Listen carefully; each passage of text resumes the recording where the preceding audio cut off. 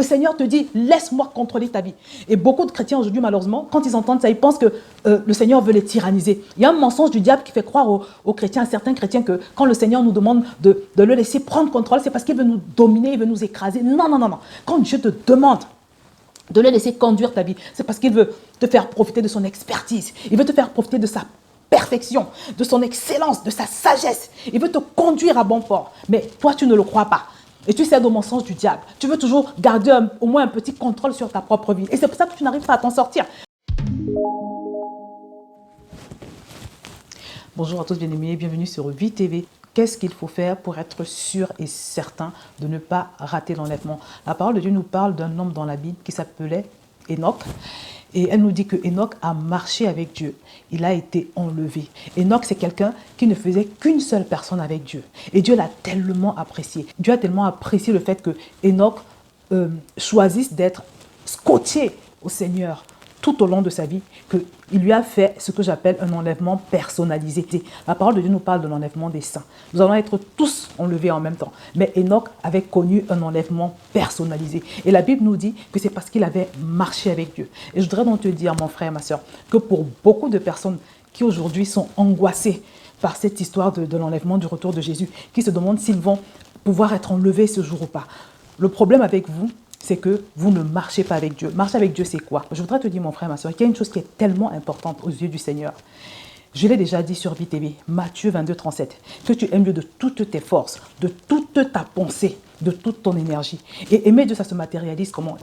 Il dit dans la Bible que aimer Dieu, c'est faire sa volonté. Faire sa volonté. Qu'est-ce que ça veut dire? La volonté de Dieu a deux volets. Il y a le volet de l'obéissance à la volonté de Dieu qui est dans la Bible.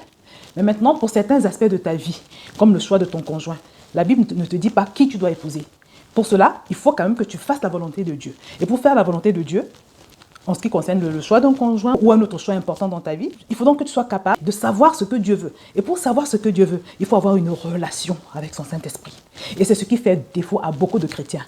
Je connais beaucoup d'enfants de Dieu qui ont arrêté avec le mensonge, la fornication, la jalousie, toutes ces choses, mais qui sont quand même désagréables à Dieu. Parce que tant que tu n'es pas dépendant du Saint-Esprit, tant que tu n'as pas de relation avec le Saint-Esprit, tant que ce n'est pas le Saint-Esprit qui dirige tes choix, tant que ce n'est pas le Saint-Esprit qui dirige ta vie, tu ne peux pas être agréable à Dieu, quoi que tu fasses. Et c'est également pour cette raison que beaucoup de chrétiens n'arrivent pas à sortir du péché, malgré tous leurs efforts, malgré toute leur bonne volonté.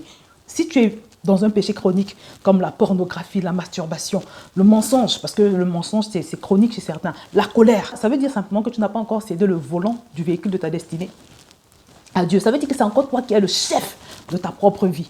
Parce que quand c'est Dieu qui est au contrôle, tu n'es pas vaincu, tu es victorieux. Et c'est pour ça que l'apôtre Paul disait, ce n'est plus moi qui vis, mais c'est Christ qui vit en moi. Et c'est aussi pour ça qu'il disait, je puis tout par Christ qui me fortifie. Tant que tu persistes à vouloir être le chef dans ta vie, tant que tu persistes à être celui qui prend les décisions, celui qui décide dans ta vie. Je le redis, même si tu as abandonné tous les péchés qu'on connaît, les péchés classiques, tu n'es pas agréable à Dieu. Et les personnes qui vont être enlevées, qui sont sûres d'être enlevées, qui ne sont pas stressées quand on parle d'enlèvement, c'est des personnes qui marchent avec Dieu dans le quotidien, dès le matin, heure après heure. Elles sont main dans la main avec le Seigneur, comme Enoch. Voilà les personnes qui sont sûres et certaines d'être enlevées. Parce que quand tu marches avec Dieu, quand tu vis dans la connexion avec son Saint-Esprit, il t'instruit. À chaque fois que tu te prépares à commettre une erreur, ou bien à chaque fois que tu commets une erreur, il te fait un signe. Il peut te diriger selon sa volonté, parce que Dieu a un plan pour ta vie. Chaque matin, il renouvelle ton souffle de vie. C'est pour un but. Dieu a une vision pour toi, pour chaque journée. Il a une vision pour toi, pour chaque semaine, pour chaque mois, pour chaque année. Mais est-ce que tu le sais? Et si tu le sais, est-ce que tu as pu développer une interaction suffisante avec le Seigneur pour qu'il puisse te conduire? Quand on parle de l'appel du chrétien, de la destinée, Dieu a une vision pour toi. Comment tu fais pour atteindre cette vision du Seigneur si tu n'es pas capable d'interagir avec lui? Je le redis, mes bien-aimés, quels que soient les péchés auxquels tu as pu renoncer par tes propres efforts, tu ne peux pas être agréable au Seigneur tant que tu ne le laisses pas conduire ta vie. Et puis même, ces péchés auxquels tu as peut-être réussi à renoncer par tes propres efforts, c'est fragile. C'est fragile dans la mesure où, à tout moment, tu peux replonger. Tu n'es pas fondé sur le roc. Ton changement n'est pas l'œuvre du Saint-Esprit. Jésus dit dans sa parole, sans moi, vous ne pouvez rien faire. Il faut que ta sainteté ou bien ta transformation soit fondée sur le roc. Il faut qu'elle soit l'œuvre du Saint-Esprit. Et c'est pour ça, une fois de plus, que tu dois décider de cesser d'être le chef de ta propre vie. Tu dois décider de cesser d'être celui qui dirige. En ce moment, dans l'école des passionnés de Dieu, on a recommencé un nouveau challenge de 21 jours.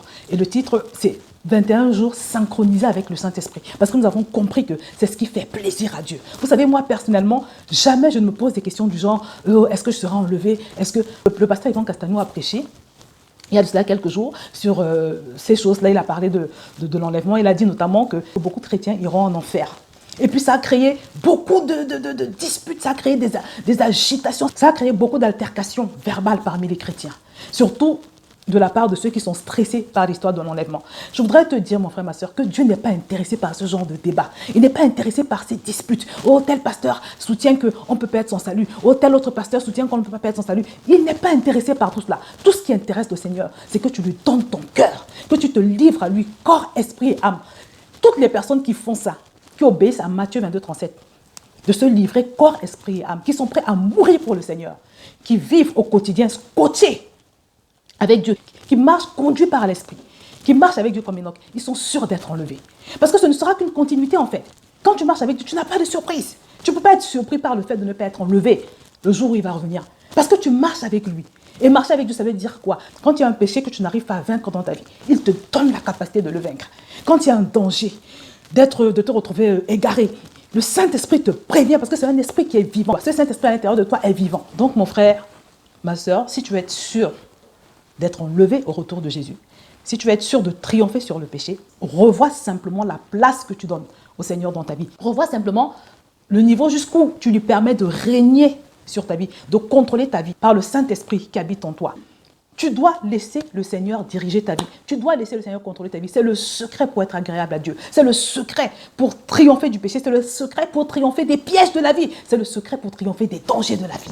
Tu dois laisser le Saint-Esprit diriger ta vie. Et c'est pour ça qu'il nous dit en Galates chapitre 5 verset 16, laissez donc le Saint-Esprit diriger votre vie et vous n'obéirez pas au désir de la chair. Le Seigneur te dit, laisse-moi contrôler ta vie.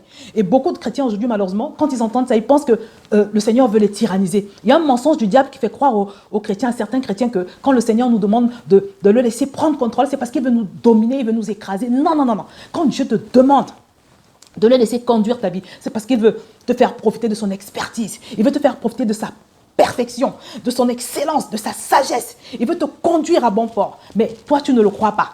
Et tu cèdes au mensonge du diable. Tu veux toujours garder au moins un petit contrôle sur ta propre vie. Et c'est pour ça que tu n'arrives pas à t'en sortir. Mon frère, ma soeur, je l'ai dit, je le redis, tu dois céder le volant du véhicule de ta destinée au Seigneur. Tu dois laisser le Saint-Esprit décider dans tes projets, tes choix et tout le reste. Vous savez, il y a un frère en Christ qui m'a fait savoir qu'il a reçu une grande rentrée d'argent dans le cadre de son travail. Il était tout content, il était tout heureux.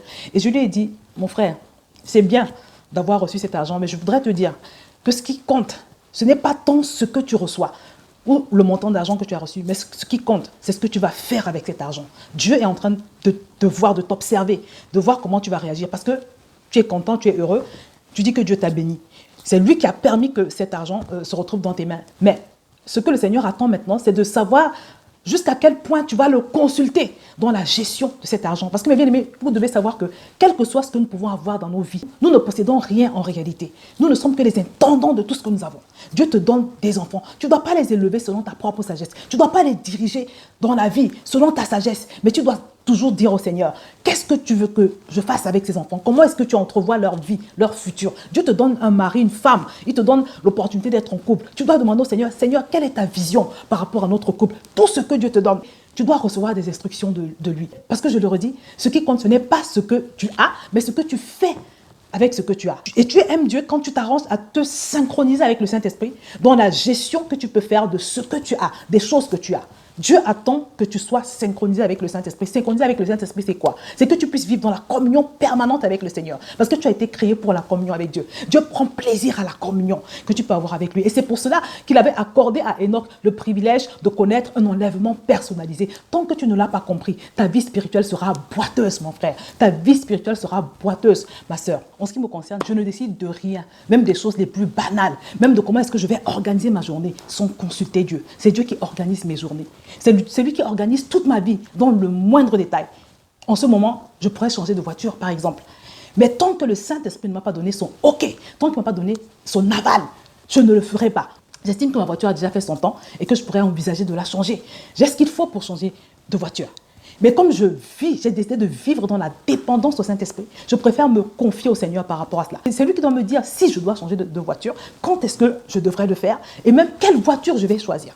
C'est comme ça que Dieu voudrait qu'on vive avec lui. Et pour le choix d'un mari ou d'une femme, c'est la même chose. Dieu voudrait que nous soyons vendus à sa volonté, les amis. Et c'est ça, marcher avec Dieu. Parce que c'est uniquement quand nous manifestons ce genre d'attitude que nous lui sommes véritablement agréables. Vous savez, il y a des gens qui, souvent, veulent m'inviter, ils font des conférences, ils veulent m'inviter. Mais quand je ne reçois pas l'accord du Saint-Esprit, quand je ne sens pas que le Saint-Esprit est d'accord avec une invitation qu'on m'adresse, par exemple, je dis non. Et les gens sont étonnés à chaque fois. Et je leur dis, ce n'est pas moi qui décide, c'est le Saint-Esprit. Vous savez ? Parce que quand tu es synchronisé avec le Saint-Esprit, tu ne dépends pas des choses qui se passent autour de toi. Tu ne dépends pas de ce que les gens te disent, de ce que les autres ont l'habitude de faire. Tu dépends de ce que lui, il veut que tu fasses. Vous savez, en ce qui concerne ces histoires d'organiser les conférences et tout le reste, si vous me voyez organiser une conférence un jour, c'est que j'aurais entendu Dieu de manière stricte et que j'aurais eu la confirmation que je dois le faire. Parce que quand tu veux être conduit par le Saint-Esprit, tu ne peux pas pratiquer le suivisme. Tu ne peux pas faire ce que tout le monde fait. Tu dépends de lui, mais tu ne cherches pas à faire des choses qui te plaisent, mais tu fais des choses uniquement pour lui plaire, des choses qui lui plaisent, des choses qu'il veut que tu fasses. Donc mon frère, tu l'as compris aujourd'hui. Si tu veux être sûr d'être agréable à Dieu, si tu veux être sûr de ne pas être surpris, marche avec Dieu, suis ses instructions, recherche ses instructions chaque jour de ta vie et organise-toi pour exécuter ces instructions. Et maintenant, en ce qui concerne le péché, Jésus nous donne 2 astuces dans la Bible.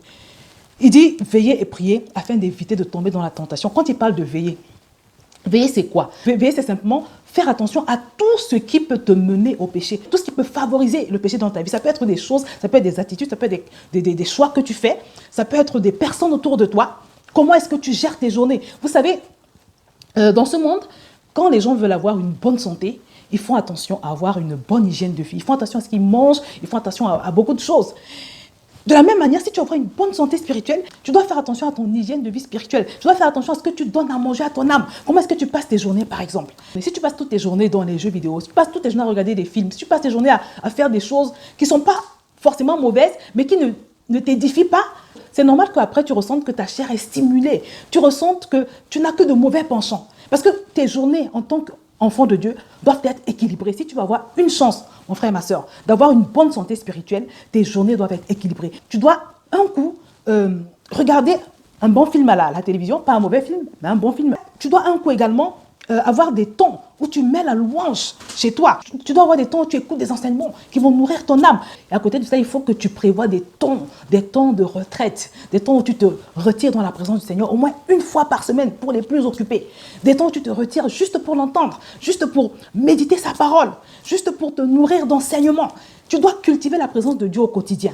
Ça s'appelle avoir une bonne hygiène de vie spirituelle. Et c'est comme ça que tu pourras jouir d'une bonne santé spirituelle. Mais si tu passes toutes tes journées à faire que des choses qui vont stimuler ta chair, c'est normal que tu aies tout le temps envie de pécher. Donc Jésus t'invite à veiller. Évite les mauvais amis. Si tu passes toute ta vie en communication avec des gens qui disent des gros mots ou des gens qui pratiquent la calomnie, des gens qui te font pécher, il faut que tu apprennes à couper les ponts avec ces personnes. Parce que Jésus nous dit aussi dans sa parole que si ta main est une occasion de chute pour toi, il vaut mieux la couper et la jeter loin de toi, plutôt que de la garder avec toi et de te retrouver en enfer avec cette main. Donc mon frère, sois sage. Jésus a dit veille. Je ne veux plus voir de gens qui se plaignent, qui sont liés dans un péché chronique, alors qu'ils ne font rien pour créer les conditions pour que leur chair ne soit pas stimulée et pour que leur esprit, au contraire, soit nourri en fait. Donc mon frère, il faut savoir ce que tu veux. Et quand Jésus nous dit de prier, parce qu'il a dit veiller et prier. Prier, ça a à voir avec ta relation avec Dieu. Et ta relation avec Dieu, c'est donc cette communion avec le Saint-Esprit, une vie de prière, une personne qui cherche Dieu, une personne qui a faim de Dieu, une personne qui a soif de la présence de Dieu et qui a un fort penchant pour cette présence. Quand il dit prier, ce n'est pas simplement ce que tu fais le matin et le soir. Non, non, non, non, non, non. C'est dans le sens de prier sans cesse. C'est dans le sens de maintenir une connexion avec le Seigneur. Ta connexion avec le Seigneur est ce qui te rend fort devant le péché. Et c'est pour ça, une fois de plus, que Jésus nous dit que sans lui, nous ne pouvons rien faire. Mais au-delà de tout cela, comme je vous ai dit, le plus important, c'est ton attachement vis-à-vis du Seigneur. C'est le fait pour toi de décider de devenir un amoureux de Dieu, de devenir une personne qui pratique Matthieu 22, 37, qui nous dit d'aimer Dieu de toutes nos forces, de décider de devenir une personne qui va être conduite par le Saint-Esprit, de décider de renoncer à tenir le volant du véhicule de ta destinée et à laisser le Saint-Esprit de Dieu tenir ce volant pour toi et effectuer tous les choix de ta vie. C'est ce qui va te rendre agréable à Dieu, c'est ce qui va te rendre fort. Parce que quand c'est le Saint-Esprit qui est aux commandes, c'est le succès assuré, c'est la victoire assurée. La victoire sur le péché, la victoire sur les démons. Il va te remplir. en sachant que c'est ce qui te remplit, qui te conduit dans la vie. Fais également l'effort de rejoindre d'autres passionnés de Dieu. Ne reste pas tout seul dans ton coin. Il y a beaucoup de gens qui pensent qu'ils peuvent devenir forts spirituellement en restant seuls dans leur coin, ou alors en ne fréquentant que des païens, des personnes qui ne connaissent pas le Seigneur. Il faut que tu sois en relation avec d'autres passionnés de Dieu. C'est très important parce qu'ils vont t'aider à aiguiser ta foi. Donc, mon frère, tu l'as compris aujourd'hui. Dieu n'est pas dans ces débats en ce qui concerne l'enlèvement. Est-ce que tel pasteur qui a dit qu'on peut perdre son salut a raison? Est-ce que tel autre a... Ça ne l'intéresse pas. Une fois de plus, ce qui intéresse Dieu, c'est que tu te livres totalement à lui. C'est que tu deviennes un chrétien synchronisé avec le Saint-Esprit. C'est que tu deviennes un chrétien qui sera un peu comme un vase entre les mains de Dieu. Un chrétien que Dieu pourra utiliser à sa guise. Un chrétien en qui Dieu pourra régner. Un chrétien en qui Dieu pourra accomplir ses desseins. Si tu deviens ce genre de chrétien, mon frère, ma soeur, tu es sûr à 100% que quand Jésus reviendra, enlever les saints, tu partiras avec lui. Parce que tu ne peux pas être synchronisé avec Dieu par son Saint-Esprit et rester le jour de l'enlèvement. C'est juste impossible. Ta connexion avec Dieu est ce qui te garantit que tu seras pris au jour de l'enlèvement. Parce que pour tous ceux qui sont connectés au Seigneur, tous ceux qui sont synchronisés avec le Saint-Esprit, l'enlèvement ne sera qu'une continuité. Parce que vous marchez avec Dieu. Comme Enoch. Souviens-toi de l'expérience d'Enoch. La Bible nous dit qu'il a marché avec Dieu. Il a été enlevé. Et je te promets, mon frère, ma soeur, que pendant que tu prends cette décision de devenir un frère qui marche avec Dieu, de devenir une sœur qui marche avec Dieu, de devenir un chrétien qui est synchronisé avec le Saint-Esprit, de la même manière que Dieu avait enlevé Enoch parce qu'il avait marché avec lui, de cette même manière, tu seras enlevé de manière naturelle le jour où Jésus reviendra. Pour toi qui n'es pas né de nouveau ou peut-être qui a rétrogradé à un moment donné, je t'invite simplement à cliquer sur le lien qui figure en bas de cette vidéo. C'est l'opportunité pour toi de te reconnecter au Seigneur. Dans l'article que je vais te proposer en bas de cette vidéo, il y a une prière à faire. Il faudra que tu la fasses avec sincérité et que tu décides de commencer à marcher avec Dieu toi aussi. Et le Seigneur qui est toujours prêt à pardonner à ceux qui s'humilient devant lui, il va te pardonner. Et ce sera également l'opportunité pour toi de pouvoir commencer une grande et belle aventure avec le Seigneur et de ne pas être dans l'angoisse comme beaucoup de chrétiens aujourd'hui. Donc voilà mes bien-aimés. J'espère que vous l'avez compris, décidez d'être des Enoch du 21e siècle. Faites en sorte de veiller et de rester connecté au Seigneur. Et il vous promet que non seulement vous serez en paix et épanoui, et aussi en sécurité sur cette terre. Et en plus, quand il reviendra chercher son épouse, vous êtes sûr que vous pourrez partir avec lui. Je vais m'arrêter là pour aujourd'hui et je vous dis à très bientôt sur VTV.